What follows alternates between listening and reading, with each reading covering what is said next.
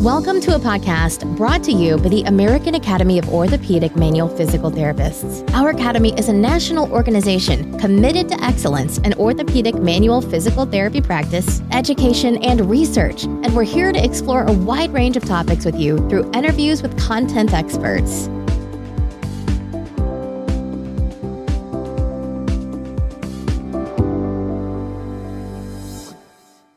Hello, my name is Stephen Shaffer, and I'm excited to bring to you another spectacular interview. Today's guest is Dr. Lance Mabry. Dr. Mabry earned a doctorate in physical therapy from U.S. Army Baylor University. His clinical experience has been focused on outpatient orthopedics, though he also has extensive experience in both acute care and emergency department settings. He serves as a member of the APTA Imaging Special Interest Group Nominating Committee, as the APTA of North Carolina Triad District Vice President, as the APTA Key Legislative Contact for North Carolina District 13, and on the APTA of North Carolina Legislative Committee. He is currently also an associate professor at High Point University, and let's just say he has dozens of professional accomplishments. We invited Dr. Mabry to the podcast because he was recently the primary author of an article published in the Journal of Manual and Manipulative Therapy titled, "Physical Therapists are routinely performing the requisite skills to directly refer for musculoskeletal imaging and observational study." In part, this interview will be a continuation of a prior theme we discussed with Dr. Charles Hazel at the 2019 AAMPT conference, which we recently rebroadcast in August of 2022. If you haven't listened to that interview recently, then I'd recommend checking it out as an adjunct to what we're talking about today. Also, if you like what you hear today and you'd like to learn more from Dr. Mabry, he teaches clinical application of diagnostic imaging through Redefined Health Education. Exclusive for AMP podcast listeners, you can find a coupon code good for $50 off their imaging certification course in the show notes. Those points aside, this conversation should be informative and interesting, so let's avoid any further delay and get to the interview. Dr. Mabry, welcome to the podcast. How are you today? I'm doing wonderfully. Thank you so much for having me. Well, we are excited to have you here today. This paper was particularly interesting to read, and it fits in really nicely with a general conversation that we have been having and will continue to have on the podcast. And speaking of that, let's start things off by asking a really big question. Within our healthcare systems, what are we currently doing well with respect to imaging, and where are we getting things wrong? Yeah, I think that's a great question to start us off. And I think a good portion of that comes kind of from understanding the history of diagnostic imaging and how we got to where we are currently. I saw a presentation by Lynn McInnes on the history of diagnostic imaging, and it was really helpful to kind of get a good feel for where we are in space. So, radiographs came on in largely the early 1900s sometime. And with the advent of that, there was introduction to x-rays in shoe stores. And, kids were going in there. And if you want to know if your shoe fits, we'll x-ray your foot. And things really got out of control as far as imaging. And even you look back at, the TV show Scrubs back in the 90s, which wasn't that long ago. There was an episode on, the hospital got a CT scanner and they were going to do a full body CT scan. They were selling them just if people wanted to buy a full body CT scan. That's what they did. So, the overutilization of imaging, while we have a history of it, the history is not necessarily all too distant. It's been reasonably recent, but I think we're almost on the opposite end of that now. I think that the pendulum has swung so far to the imaging doesn't matter side that a lot of the evidence that's coming out there has, an inherent bias underlying it. So, you look at a lot of these studies that look at imaging findings in asymptomatic patients, and they never compare it to symptomatic patients. And when they do, those aren't the ones we tend to talk about a lot. We tend to talk about only the asymptomatic ones. So when you look at the history of the research, we've been hearing a lot about asymptomatics, and it's reasonably rare for these studies to, include symptomatic comparisons. And it really ends up, the literature being overly biased against imaging. And I think we need to find that sweet spot back in the middle where we're not using imaging when it's not indicated or when it's not appropriate. We're not over irradiating patients that don't need it, but that we do feel comfortable in ourselves and in our practice to utilize imaging when it is appropriate and when it is going to change practice and it is going to change the management of that patient. Thank you for that. I think it's a great answer. And I really love the point essentially about being effective and efficient, which is what I think we learn when we go through fellowship training. We want to use whatever technique or technology or treatment is warranted when it's actually, needed for that patient. And then we don't want to use it when it's not warranted. That, of course, is the best way to deliver healthcare and make sure we all get what we need and we're not wasting resources.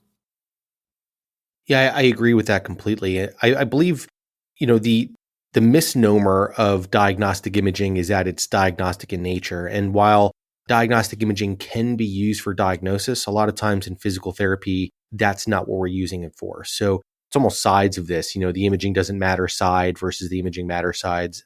And, those on the, imaging is irrelevant side will say things along the lines of, well, diagnostic imaging doesn't matter because I can diagnose all on my own. Those of us that are in this space of diagnostic imaging, I look at, the Mike Rosses and the Aaron Kyles and the Mike Crowells and the Don Gosses. And, we can all diagnose too. That's not what we're using imaging for. And a lot of times it's, for patient management where, the patient has, I did a study with John Tonarelli years ago on an Achilles rupture.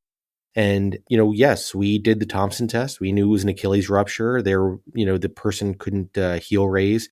I knew it was an Achilles rupture right off the bat, but, being able to order that imaging and set things up for them. So when they walk through the door at orthopedics, they have all the imaging they need, and then they could just make a decision on, whether or not they were going to treat it surgically or otherwise.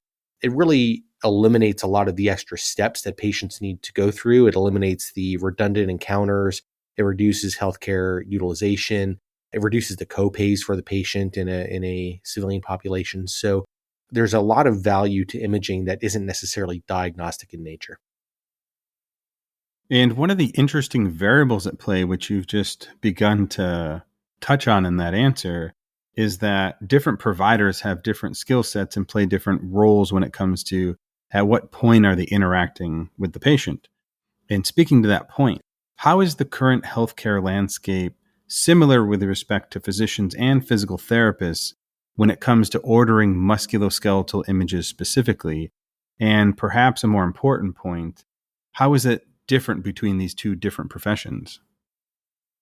Yes, that's another great question. And you asked me to start off with how is it similar? Right now, there are 10 states that allow physical therapists to refer for imaging explicitly, either in their Practice Act or their board rules.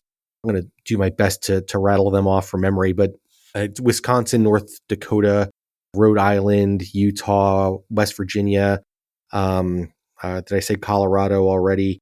Maryland, DC, I think New Jersey. I don't know if that's all 10. And those that have passed it through either board rules or through board decisions have the ability to refer for both x-rays and MRIs and any other imaging modality needed, just like, both physical therapists and presumably physicians can do that.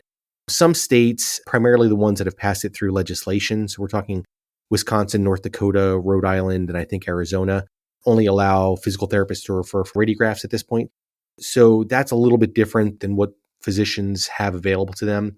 I would tell you that what I've seen as far as differences is when physical therapists are referring for imaging, usually we are the ones that are placing it into the EMR or writing the script or whatever else ourselves versus the primary care providers. A lot of times they're passing that off to their med techs. So they're seeing a patient and they'll, tell their med tech, hey, can you put in a knee x-ray for patient Bob that I just saw?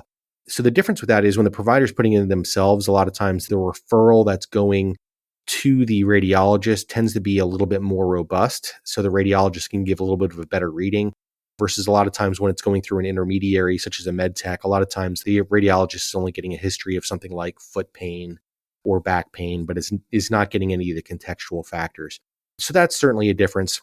Oh, one similarity that I missed, was that both primary care providers and physical therapists in those states that allow or refer for imaging are not having any problems with getting imaging reimbursed. So that's a common concern that physical therapists have is if I refer this patient, will it get reimbursed? Are there problems with that? The Kyle et al. Study touched on that. I forget which year that one was. Then there was also a study that the president of the Wisconsin chapter put out, Connie Kettleson, and they looked at that as well. And essentially what they found was physical therapists are concerned that imaging isn't going to be reimbursed, but when they're actually asked if they had any problems getting reimbursement, none of them were actually reporting any problems. So it seems to be one of those where the fear of the reimbursement seems to be greater than the reality of that. And in talking to different radiologists that are working in imaging centers or imaging center owners, they're a lot of times thrilled to have the referral source. Now, getting back to what some of the differences are. So when we look at, evidence-based guidelines, you talk about the American College of Radiology appropriateness criteria, things like that. And when you're starting to look at whether or not an image is appropriate or not, one of the things we're hearing a lot in this space is that imaging is overutilized. And that is actually a little bit of a misnomer. Imaging is overutilized, but that's only part of the story. And if you look at the Jenkins et al. Article from Spine Journal, they looked at both patients that received imaging, and then they also look at patients that aren't receiving imaging. That's that other side of the coin. Their stats were a little confusing, so it's hard to understand if 2/3 were appropriate or only 1/3 were appropriate, but essentially somewhere between 1/3 and 2/3 of patients that received imaging didn't need it. So that kind of gets back to that overutilization. So patients are getting imaging that's unnecessary. But the interesting thing that they did in theirs was looking at those that didn't get imaging, and those that didn't get imaging but needed it because they had, a red flag or there was concern for cancer or something like that. 2/3 of those patients didn't get the imaging. So in that case, you could call it underutilization. So when you look at those two things together, you can't really say overutilization. You can't really say underutilization. What you really need to say is imaging is being misused. And one of the primary reasons for that is that the responsibility is falling right now in the laps of the primary care providers. They're phenomenal at what they do, but they don't have a whole lot of training in musculoskeletal medicine. Some of the research out there says 8 to 16 hours in some of these programs in musculoskeletal medicine. So it is their responsibility to make these decisions, but they don't have the educational grounding to do so. So in those that are saying things like, oh, well, I think it's overutilized or it's not being utilized properly, that should be one of our biggest pushes to say, well, yes, the responsibility should be shifted to us. We do have the education in this. We do have the training. We do know when it's appropriate or inappropriate. And that shakes out in the research. Again, if you look at that Jenkins study that shows primary care providers roughly 66% appropriate, and then you compare that to the Kyle et al. Studies, the Crowell et al. Studies, depending on how you want to look at the Moore et al. Study, tends to be in those high 80s to low 90s% of appropriateness from physical therapists. So when we're ordering it, we're ordering what needs to be ordered, and we're not ordering extra imaging. Thank you for that excellent and thorough response. I have a couple of quick little things. First, forgive my ignorance, but I did not know that in the United States, there were 10 states that already allow physical therapists to refer to musculoskeletal imaging, even if it is limited in some jurisdictions.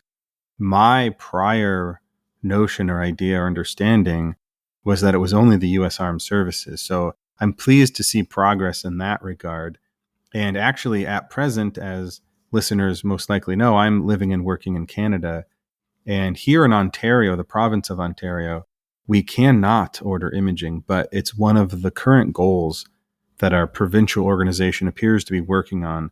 Because just like you said, and that was, two great points in a row, we're potentially misusing imaging as opposed to overutilizing it, which speaks back to my prior statement about being effective and efficient. And that's the same tact that they're taking here. We have the education, like you said. Even entry-level physical therapists have more orthopedic or musculoskeletal education, which sets us up, even when we're not confident about it, to be better orderers of images. And then you start to look at the individuals that are residency trained, fellowship trained, or doctoral trained in orthopedics. And I think physios in general are doing a really good job at this. And personally, in my clinical practice, I've had some really interesting encounters. One that popped to mind while you were talking was a conversation I had with an orthopedic surgeon about the patient, and we actually pulled up the imaging and we were talking all these different variables. And they seemed to be a little bit lost and confused and literally used the phrase, well, this is like the blind leading the blind. And he was essentially saying, and that's actually probably derogatory towards the blind, who would probably do a very good job at leading each other. But the point that he was trying to make was a physio and an orthopedic surgeon, meaning a non-radiologist and a non-radiologist, have no business figuring this out. But like you, I happen to have some training in radiology, and I was able to use a certain method, the ABCS method, and read the imaging to him and look at the different features and try to figure out what was going on with the patient as it related to the clinical exam. But I think it's just one little, tiny story that conveys how in that scenario, and likely based on all the other evidence in many other scenarios, we are ready for this role. We just have to step into it and demonstrate how good we can perform in this part of clinical practice. Yeah, I think you have a couple of great points there.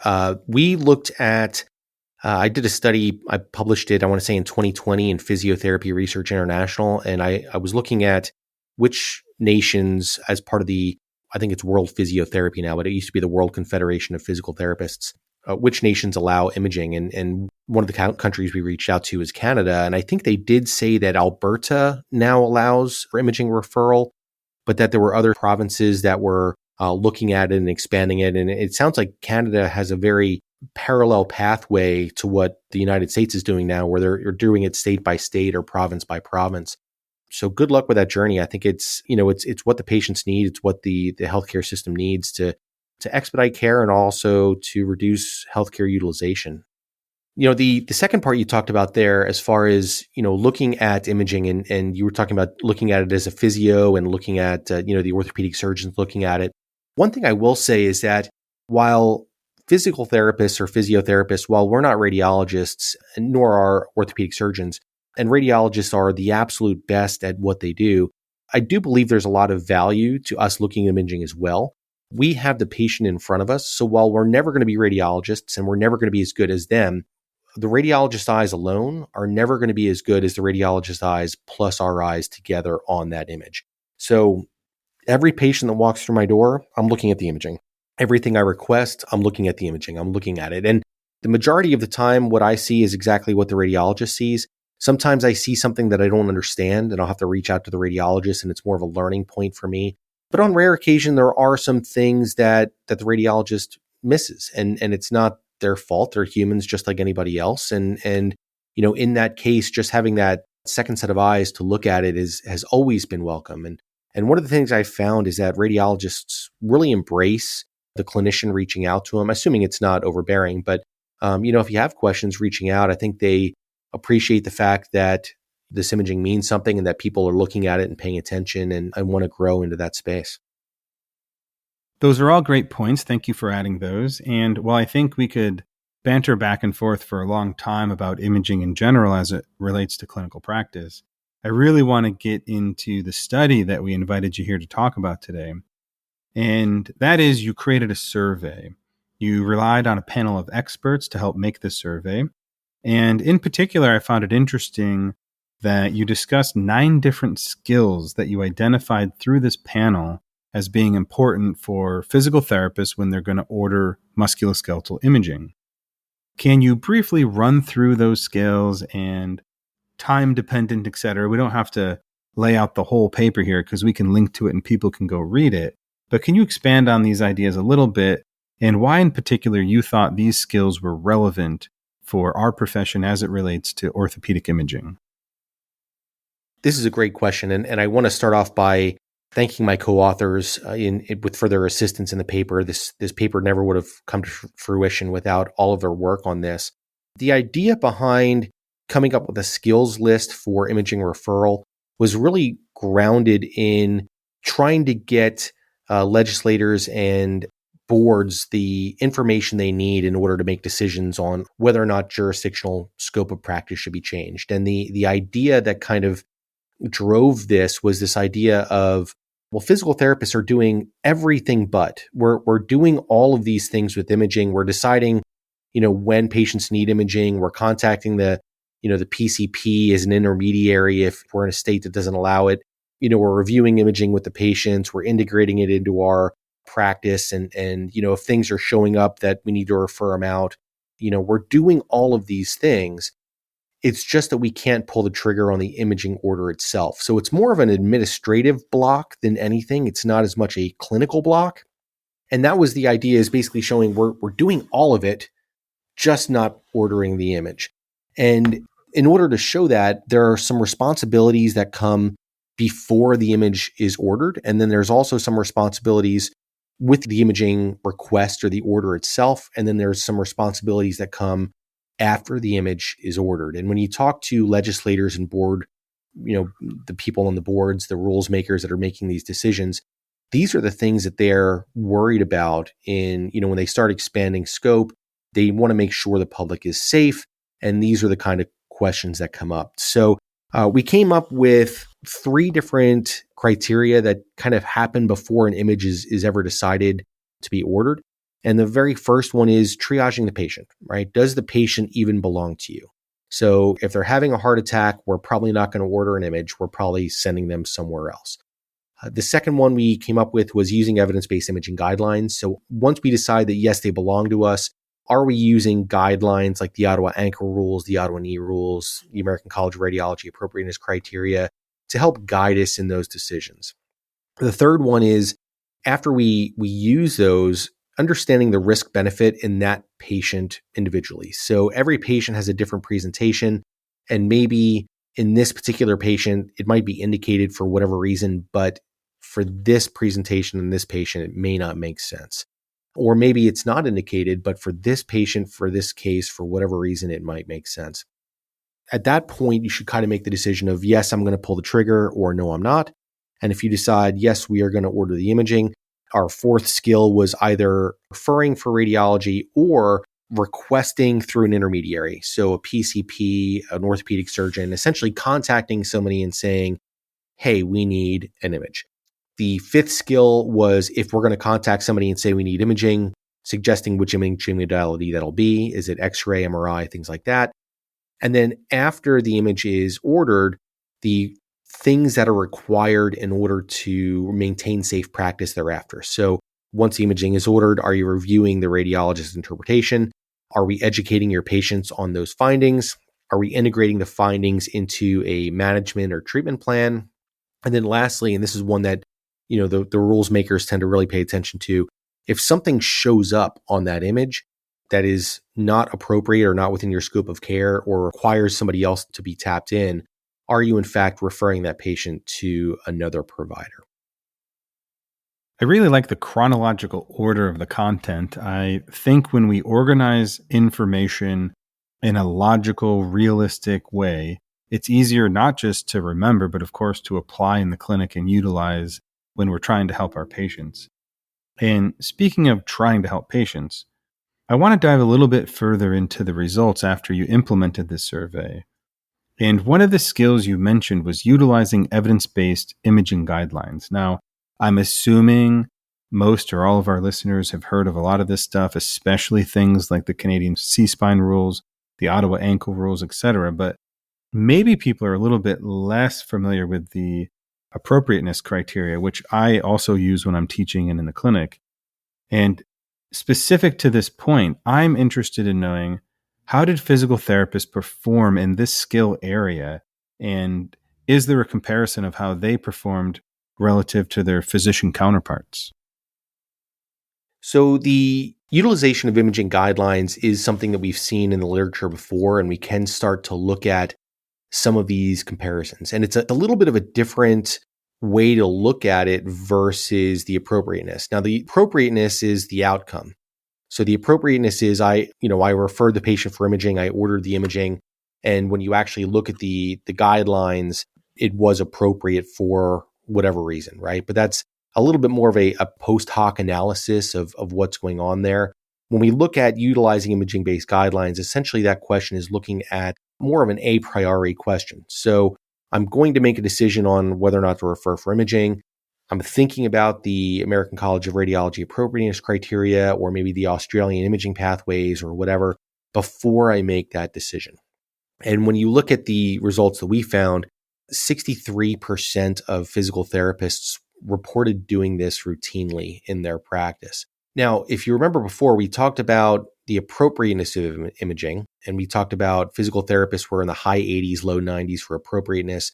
We talked about the physicians, at least in that Jenkins article, were in the 66-ish percent range. So now we're talking about physical therapists using imaging-based guidelines, 63%. So how does that compare to that, and how does that compare to what the physicians are doing? Well, when you actually look at validation studies for, the Ottawa ankle rules, the Ottawa knee rules, things like that, what they're finding is that one, they've validated these rules, right? The Ottawa ankle rules, the Ottawa knee rules, things like that, they've been validated. And then when they go and they look at the clinical application of this, that third part, is this study actually being applied in clinical practice? At least on the physician standpoint, usually the guidelines aren't the go-to. The physicians tend to lean a little bit more towards their clinical decision-making process, their clinical intuition, if you will.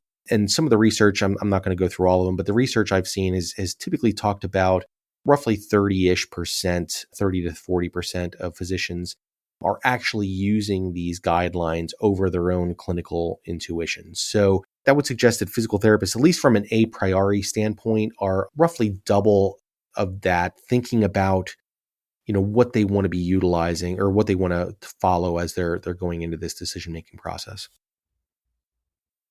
So if I'm hearing you correctly, then the current evidence says that we're already doing this, and that as a result, we, of course, as a profession, can jump into this role, and all the people that have some sort of potential stake in the topic can be confident, or they can rest assured that we're not going to screw things up.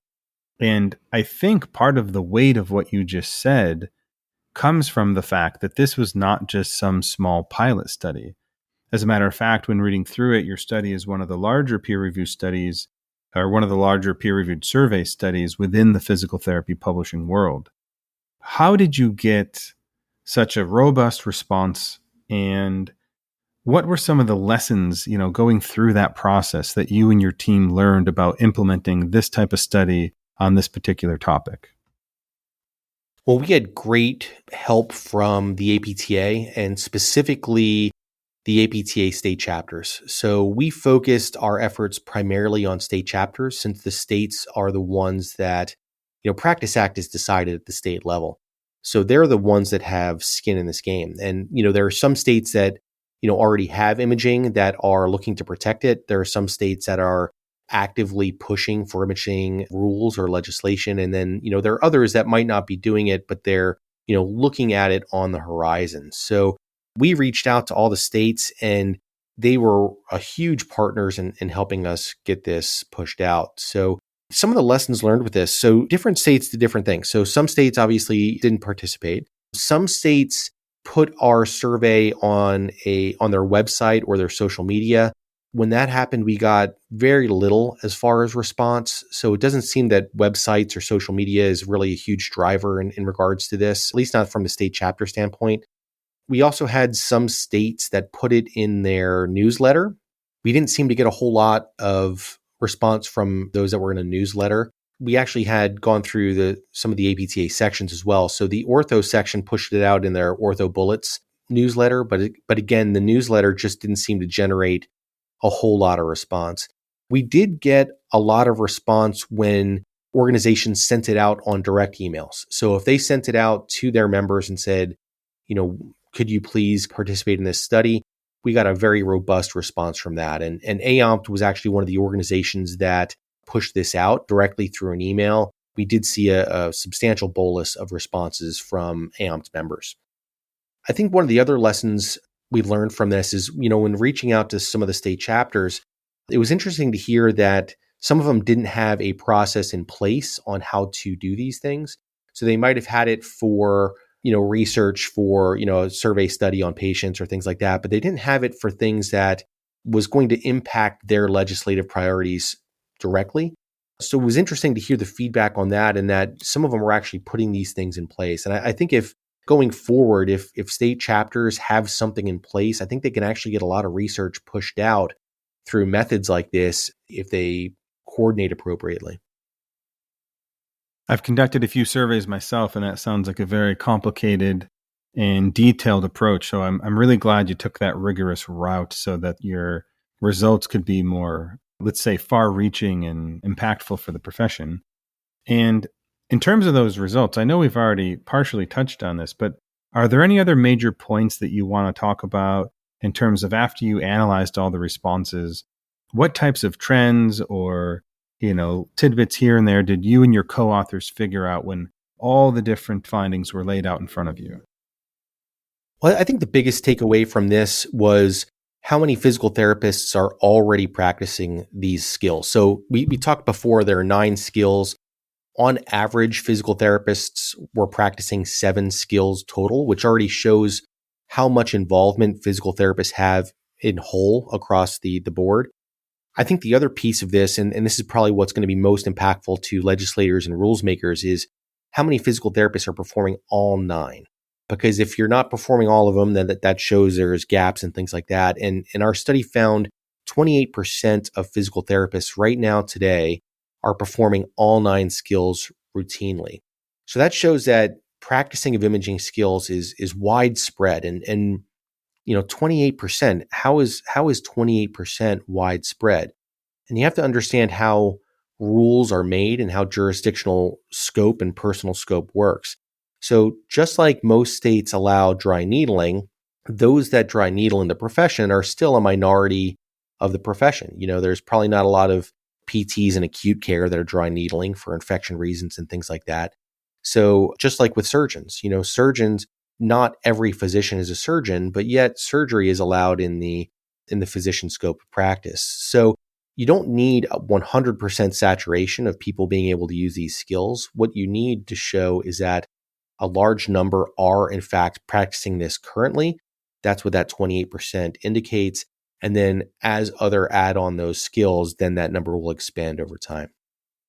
I think some of the other takeaways we saw was in our interactions with various other variables. And, we had an idea of where we thought imaging was going to shake out and as being more commonly utilized, and those areas that weren't going to be as common. And orthopedics and sports clinics or therapists were where the skills were being practiced more commonly, which would make sense.